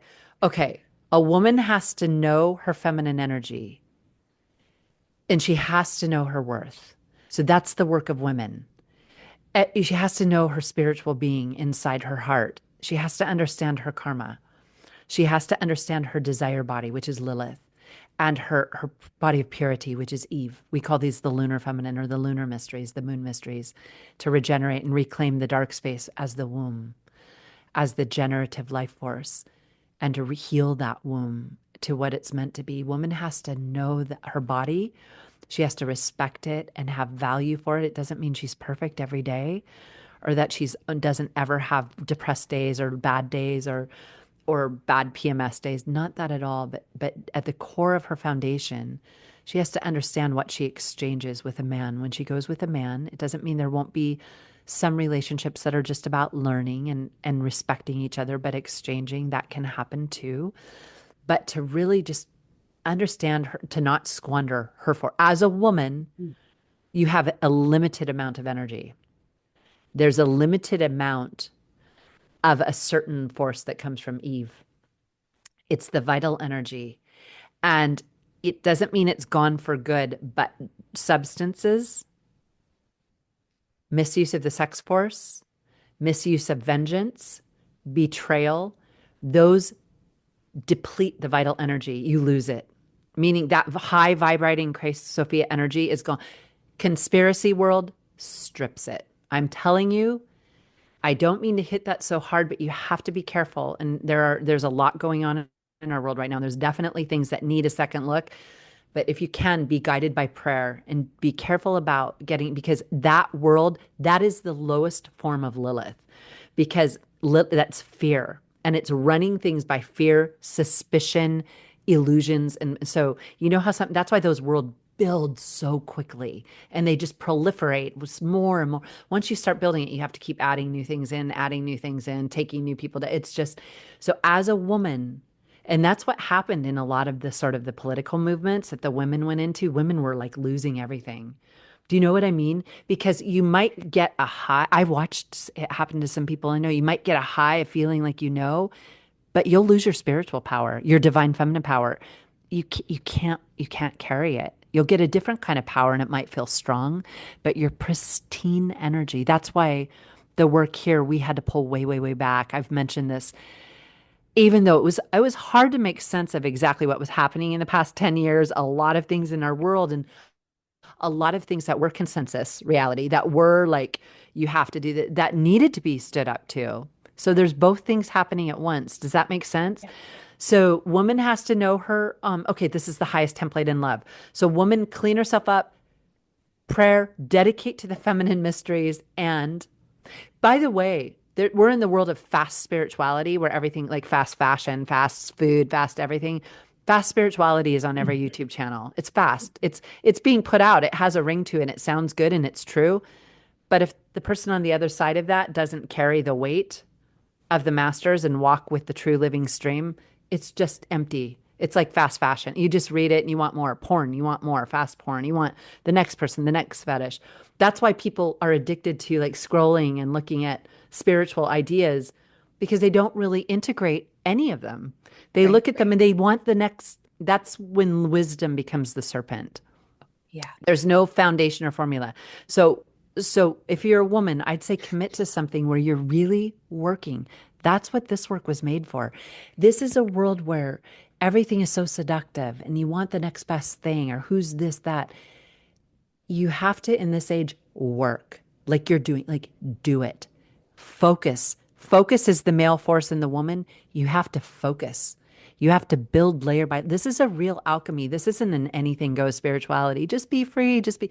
This is not there. I'm sorry, but in the feminine mysteries, there is a step by step pieces of alchemy. Once you are privy to know that, you can never not see it again. It's real. Building the body of light is it. That's why the Christ Force gave us specific instructions for what we could digest at that time. In the man, become a man the best you can. Don't let this world take you down. Don't fall prey to lust and fame and fortune and money without spirituality. Retreat into your cave and learn to be a man, meaning if that's your goal. What I mean by that, not every man has to be a macho man or a hyper masculine man at all. Some of the most manly men I know don't even stand very big, are not big, but their force is integrated, their integrity, their ability to manifest in the world, the discernment and how they speak, their wisdom is there. And this is the thing about the wisdom. When you integrate the wisdom, it doesn't even matter what you look like now. Do you know what I mean? We crave to be the most beautiful, the most youthful, the most built guy. I'm telling you that when the men have that, it won't even matter what you look like. Women will be like lining up, please pick me. Meaning, because if you're the real deal, that is the most gorgeous thing that even existed. And so, men learn how to be men. And there were some podcasters coming out with that stuff, like take responsibility for yourself, your life, take spiritual responsibility, claim the voice you want to hear, and just commit to it. Don't think you're a spiritual master before you are. Like, we're in this culture of everyone becomes a teacher.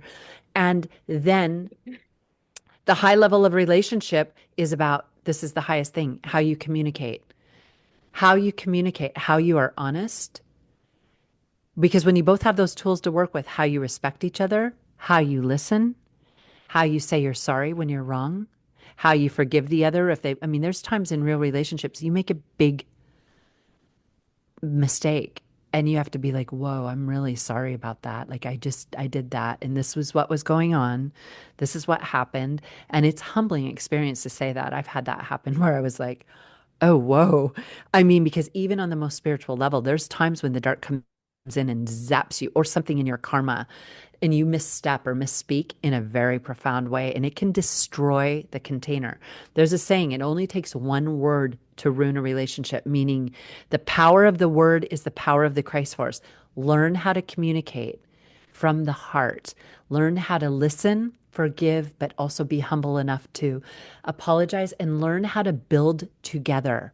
Like as a couple, when you come together, learn who does what best. It doesn't have to be traditional male female at all. This is the time of creativity. The man may be like providing the home and doing the things, but like really in a manly kind of way. Like I get this, and the woman may be having this creative influx where she's doing it and he's supporting her, and then they keep. But I'm just using that as an example. Work together, use your strengths, know what they are, and do what makes you happy. Like in the relationship, there's rules. The people have to be happy. You're going to sacrifice, meaning at times something's going to happen that's not fun, and you have to ride the wave through it. You don't get to leave. You have to roll up your sleeves, get down and in it. That's the commitment and the sacrifice. But in terms of life, if you love to cook, be the one in the kitchen, be the one in the garden. If you love business and be the one making the money. If you're good with the finances and you know how to invest, but work together, communicate who's good at what and what you want to do so that you feel fulfilled, happy, and find a person that's a good match for you. When you fall in love, this is the last thing to say. So if two people really fall in love with these tools, it's the real deal. Meaning, if you fall in love with someone and you've done, so that's why in like the church, it's a good thing that they put them through this education before they get married, because they really put it on. That's one of the good things they do. You put it on the table, and the marriage rate in that situation is very high success because they talk about what's important in the beginning and then they commit. And there's way less chance that they're going to fall back because they're like, no, we're in this. We unite with God. We have that triangle, masculine, feminine, divine, that we both pray. We both take time to reflect, to forgive, but build together. You have to build. You can't stay stagnant. That's why if couple doesn't have children, they have to build something else. Meaning you life together, you have to we have to keep generating here. We're generators. We're in the goddess world. And so you have to always be building, even if it's your own auric field and perfecting it. You have to have a practice. You have to build. And two people that are fulfilled in their own divine mission are far more likely to not have resentment towards each other. Do you know what I mean? Yeah. When you know your worth, like now I'm at this stage where, oh my God, I just know what I bring. And like, first of all, I know that that's number one because it's number one. It's my contract, but it makes you more attractive and it makes you more vulnerable in the good ways because you're like, I'm willing to be vulnerable for this because I Yeah. already know that what I have is of worth. And I'm not going to lose it all just by being open. I'm going to only grow. And so, be in it to win it. Be in it for the long term. Make a commitment. no, see beyond lust, but have fun with each other, meaning know that, okay, we're going to get old together if you make a commitment. Like we're going to do this. And what is going to sustain us through that? Maybe not now with all the technology. We might be at the end of that, but our generation isn't. Or like you're right, you're below me, but our we're gonna border it. Does that make sense? Oh, Oh, it's so beautiful. and also, if you bring children in, take it seriously. If you bring a child, this is the work of fertility, of the sacred fertility we teach. You're responsible for that child. If you need in the new world, you understand what's at stake when you bring a soul in. You owe that child the very best you can give them. And you need to step up to that, whether you're a man or a woman. You need to provide for them. You need to make sure, even if it's humble, that they have a bed, that they have food, that they have education, quality, that they have access, that you're teaching them spiritually. I mean, this is for the advanced people. Bringing in a child is in the new world is the most important thing, meaning it will not be taken for granted. You will be karmically responsible for it. Now, I'm not anti I believe in like when it comes to like the womb and all of that, I'm very very conservative about you know removing that process once it's started. At the same time, I believe in a woman's right to choose. And I believe that we're at the stage where that should not be controlled by men. We need to collectively have a conversation about what's moral and what's not, for sure. Meaning, like, if someone's going to terminate a pregnancy, that needs to be understood from the spiritual aspect. But right now, that is not the worst crime on the planet right now, meaning spiritually, there are times when a child's being brought in when it's not meant to come in. Does that make sense? Meaning where it's not coming in through responsibility, accountability, and it won't receive what it needs. We're phasing that out. Karmically, it's allowed, but in the new, I hope I said enough to make that not seem off. The reason my work came for fertility is that having a child is one of the highest initiations you have. I got to experience every single step at the height before everything fell apart. I was given that gift, meaning, and I had to create with the person I created with. Like it was all aligned to the T to bring in the soul that came through my and to teach these mysteries in the coming years. It will be known that kids will be brought in a different way, and that the parent holds a higher level of karma because they've chose to bring them in. And so, meaning until they're at a certain age, they have to devote their life to giving them what they can. And even if that's only good advice or good meditation or whatever. So no more of this, like, we get married, we make kids, we have divorce. We get married to someone else, we make kids, we get divorced. We get married, which you see all the time now with it's just 20 families in one, three. It's not to judge anything of the past, but going forward, we'll understand that the tree of life works through the male and the female principle. And in order for the tree to grow, is receiving a stream from both the egg and the sperm throughout its life. And when we choose to not understand the spiritual aspect, which is what the work in this work is about, we're blocking the process of resurrection to our immortal bodies, because the auric field is, we focus especially on the mother's field to the son or to the daughter.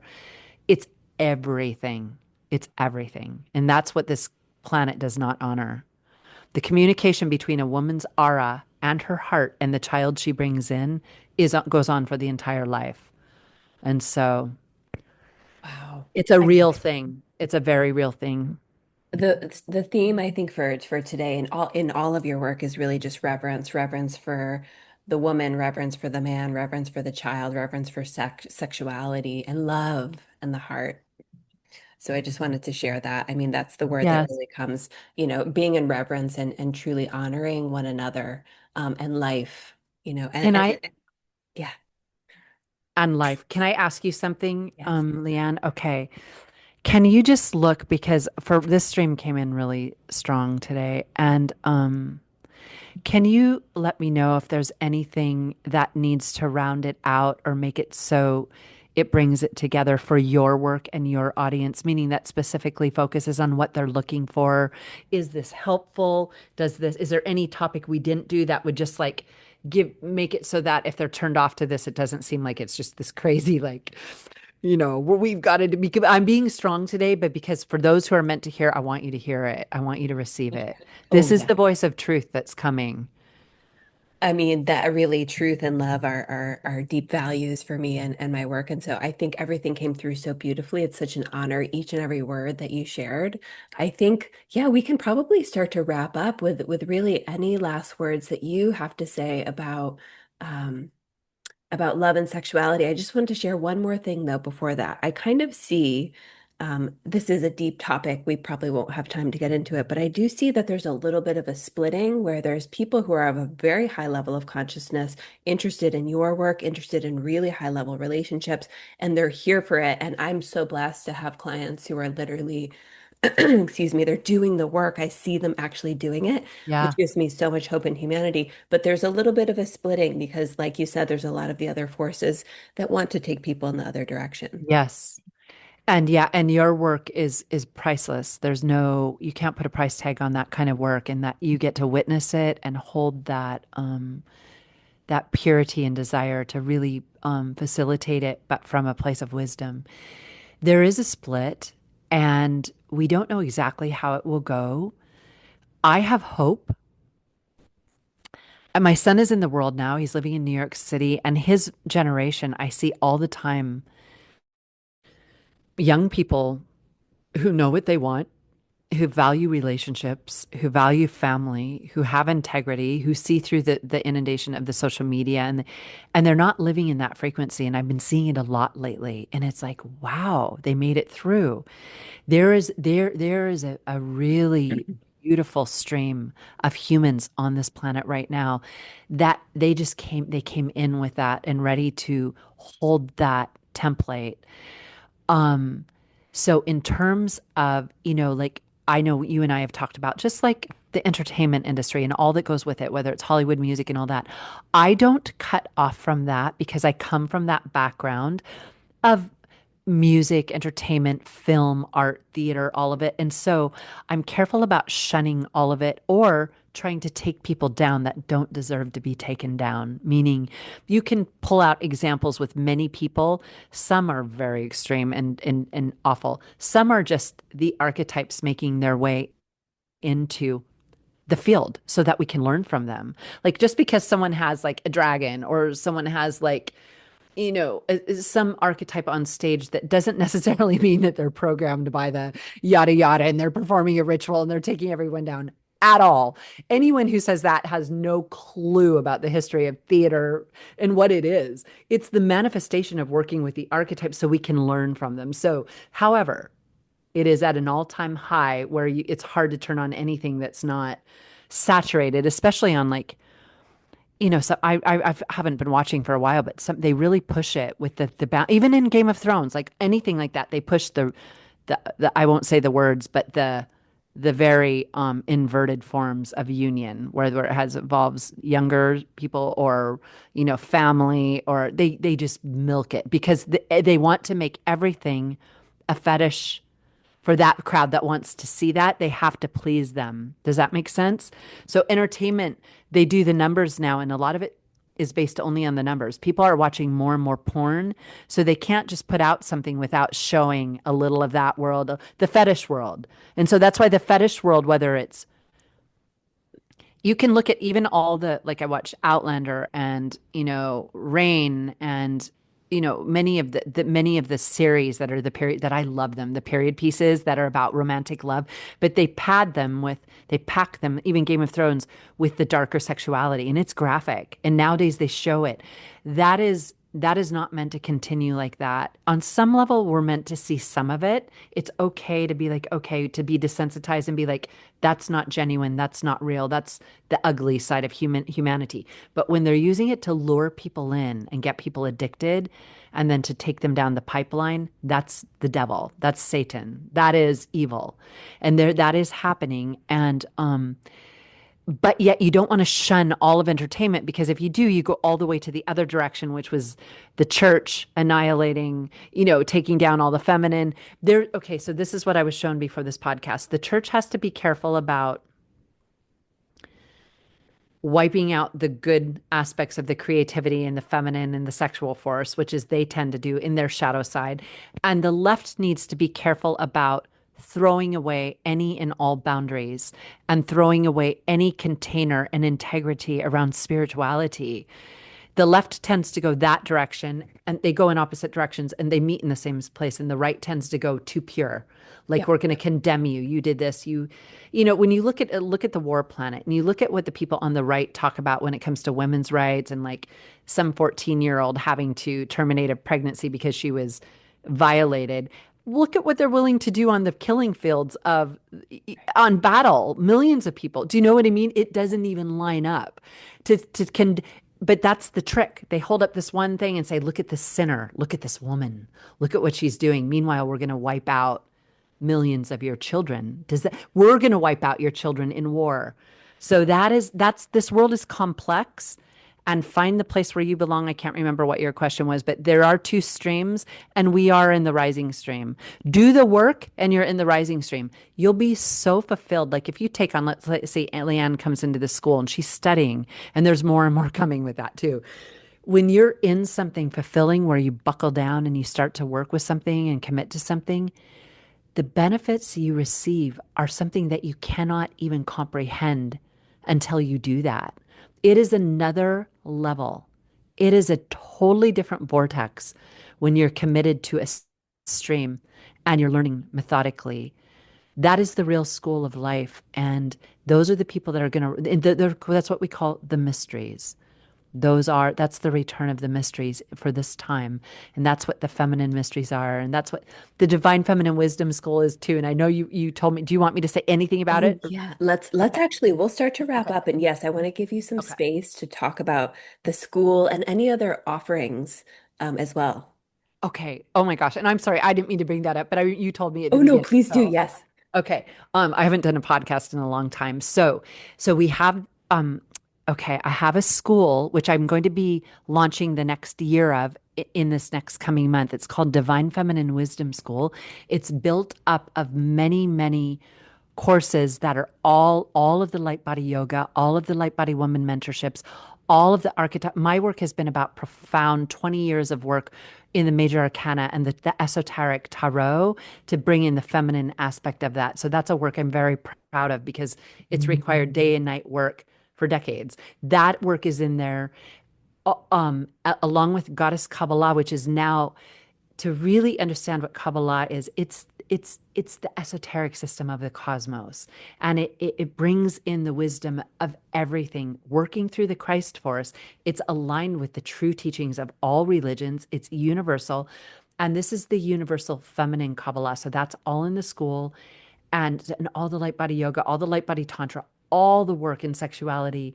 This has been brought in a way that takes it step by step, and it's meant to download you. And I can honestly say that people who go through it or who have been working with me over this time, they're like different people. They speak the language. It's different than learning something on YouTube, watching a few videos. It is another reality.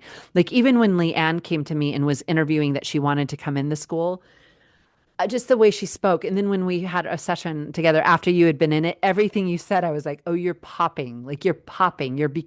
It turns you into who you really are, if that makes sense. Meaning, because you're in what's called the wisdom. That's what Divine Feminine Wisdom School is. I'll be putting out information. You can find all of this at artofthefeminine.com. And then to let you know what you could do now, if you do, that's a big commitment. It's a year of study. But there is a course called Holy Descent. I'm going to stop offering it soon, because I've been putting it out for people who just want to do a much smaller commitment, energetically, money-wise, and time-wise. But you get access to it for 3 months. Something I'm so proud of, called Holy Descent of Inanna. But this is also Goddess Kabbalah level 1. I'm offering that to anyone who wants to sample my work and go in very deep. And we work with the framework of the whole system. A true spiritual system has a real framework, meaning there are parts that put together the puzzle. Does that make sense? Yeah. They're very real. It's a real puzzle with different pieces that all have to be put in their place, whether it's the esoteric alphabets or the spheres on the tree or the planetary bodies. This is all very real. So, holy descent gives the framework to seed the consciousness. And for the feminine, it's truly a journey of reclaiming the female power and love through understanding the dark that's happened to woman. Leigh-Anne did it and she really liked it. And I put her testimony on the thing because I really liked it. Maybe you can say something about it in a second. Then I might offer an earlier version of light body yoga, which is super powerful. If you want to start to learn this work, I will just say this: esoteric ritual practices, not just learning, but understanding real things that you do, like any occultist or mystic that is really worth their salt, or what is the saying, isn't just talking about things and reading things. They have very, very real things that you do. And we'll start by, we're talking about just I am in the seven directions is one. Light body yoga brings in those things have been given and they're really profound. So that's the other, and it's 444 right now. So I'll just say that I will give you are you going to post this now or are you going to post it later? Yes, With, I will post it probably by Wednesday. And all of okay. your links to your website, to your Instagram, or your Okay. Facebook or I'll YouTube. give you links too. I want to post it on mine too. Okay, So okay. yeah, there's links. So I would say if you want to sample my work, do either a light body yoga or do Holy Descent of Inanna. It's also called Goddess Kabbalah. Just, I don't want to confuse you. If you want to dive in, this is your work. You want to do this for a living, like you're in it all the way. Come into the school for a year. I've been on a little bit of a break, but we do monthly master classes and monthly mentor Q&As with mentoring. So you get contact with me and other people while you're in it. It goes a year, but I have enough to make it go 2 years. So right now, if you join, you get it all in 1 year. Eventually, I'm getting ready to turn it into 2 years. But so if you want to get in on all of it for the cost of 1 year, come and do it now. That's that. And you can say whatever you want because experienced it. I mean, I would just say that anything that Shannon touches, I mean, even if people, the Holy Descent that we did last year, I can't even believe it was that long ago, was one of the most profound experiences that I've ever had. I mean, it was just, it was so much deeper than I knew your work already when I came into the program because I had done the mentorship before with you. But that program blew me away. I mean, the words that I shared on your website, that's only just scratching the surface because you can't, it's sort of like it's ineffable. You know, the words can't quite describe it.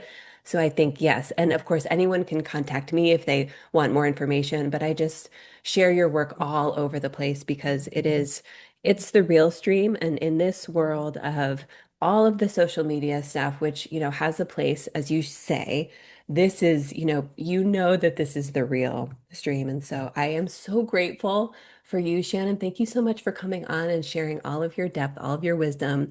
You continue to blow me away just with your whole life devoted to this work, and it's such an inspiration for me. So thank you so much. Do you have anything else to say? Well, I will just say that you saying those words about holy descent is not like the average person saying that because your level of comprehension and spiritual study and integration is high. So to hear Leigh-Anne speak those words is like mind blowing to me because she's the real deal. And if she had that experience, I'm just honored as can be. That was a profound. So if you come in, you get the pre-recorded videos from that 8-week course and you get them for 90. That was recorded at a profound time in our planet before we entered 2025. So the energy that was there, it's unbelievable. And we were in that vortex. So first of all, I just want to say thank you to Leigh-Anne and give you the compliment back that to hear that from you is not a small thing. So Thank thank you so you. much. Thank you. Oh my gosh. Oh, Shannon, I know that we could talk for hours and hours, and I'm literally grateful for every single word. And I know this is going to be very, very deeply profound for people. And so, yeah, all of my love to you. We'll talk very soon. And yes, everyone, please go check out Shannon's work. Many, many links in the show notes. So thank you again so much. Thank you, Leigh-Anne. Huge blessings, and we will meet again soon. Well, Thank bye-bye. you. Bye.